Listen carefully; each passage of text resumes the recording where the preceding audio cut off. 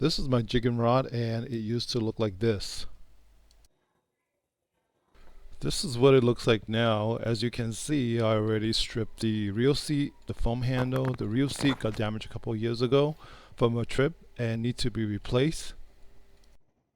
There are still some residual resin on the blank I can't seem to remove. Got these reel seat and cork handle from eBay and I want to, I guess, install it something like this.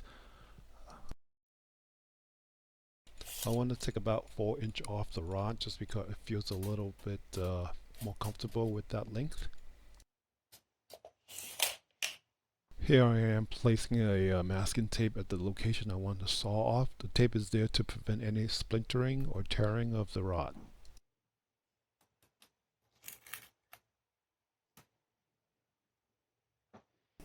You can use any cutoff tool to get the job done. Here I am using a pole saw.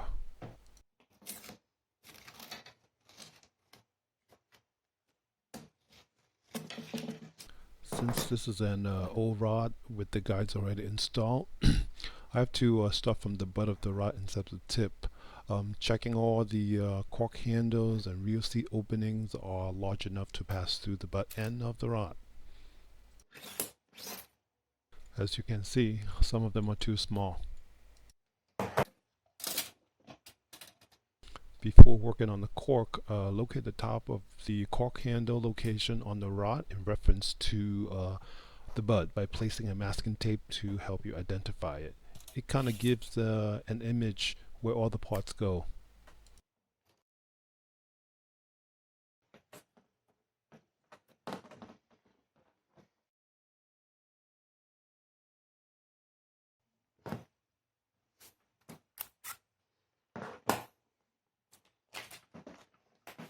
Using the Dremel, I'm enlarging the opening in the cork handles. Do it for every single piece.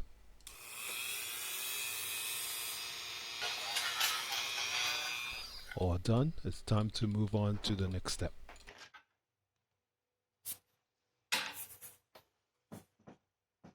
Now I'm going to build up some bushing using masking tape to cover the entire cork handle. The space between each can vary from 1/4 inch to 1/2 inch. It doesn't really matter to me. The idea is that when you apply the resin later on, the excess will fill the space between the bushing to so that it will hold the handle a little bit better.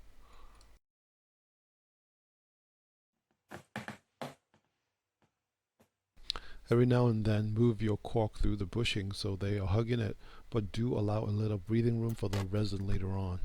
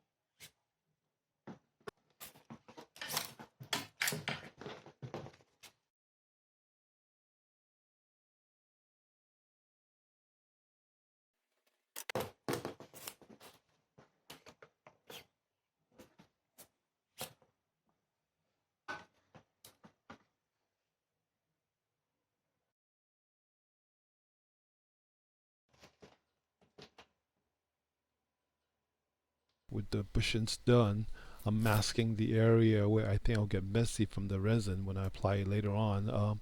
Continue on with all the pieces and trim off all extra masking tape.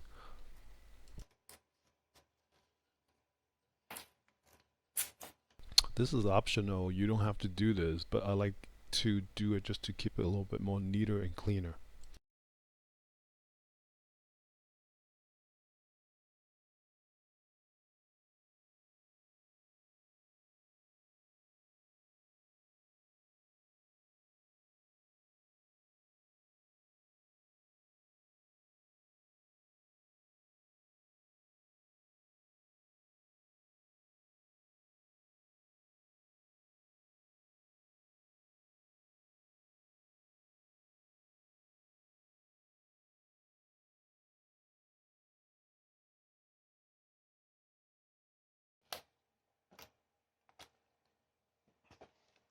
Next, I line up the real seat with the guys so they're center, then mark it down with a pen for alignment. I'm just eyeballing it here. The product I'm using here is a 5-minute quick setting epoxy by JB Well. I got this from Home Depot for like $5. It's the strongest one I found there. Other are pretty weak compared to this one. I'm sure there's specific resin for our building, but I just don't have them right now. In any case, I think this might work. If it doesn't, I'll just have to try it again. I also took some mixing stick from Starbucks to help me with this job.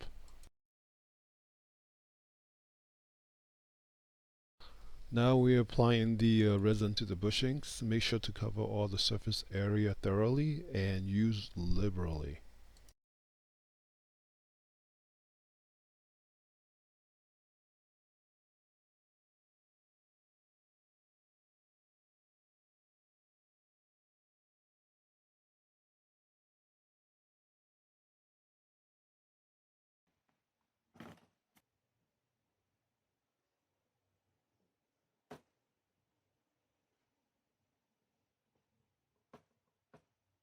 Next, I'm going to cover the rod below the real seat with some shrink tube.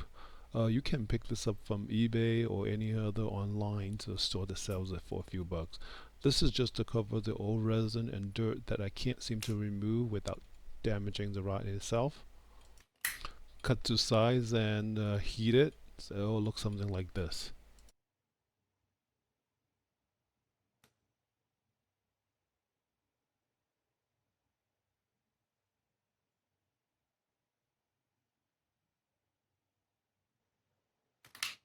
This is what it looks like after a few minutes of cooking. Setting up the rubber trim rings. They came with the package. Normally they are made of aluminum or some kind of metal or hard plastic, but this one is actually a soft rubber. It works. Epoxy the last butt piece into place and we are almost there.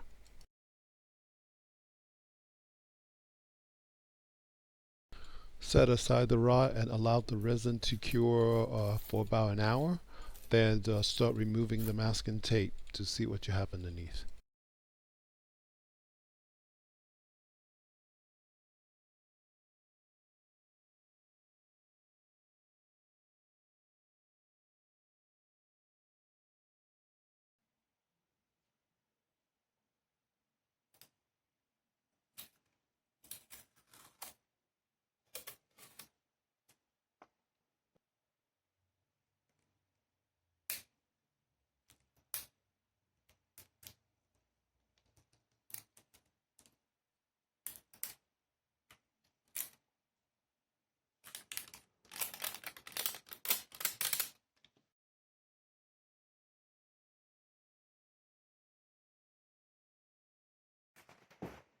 Here's what it looks like after all the tapes and plastic has been removed.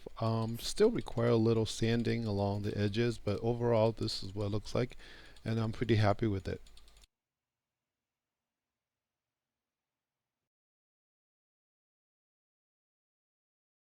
Here are some close shot of the real seat and the before and after shot. Let me know what you guys think. Please leave a comment, a like, dislike. Thank you very much for watching.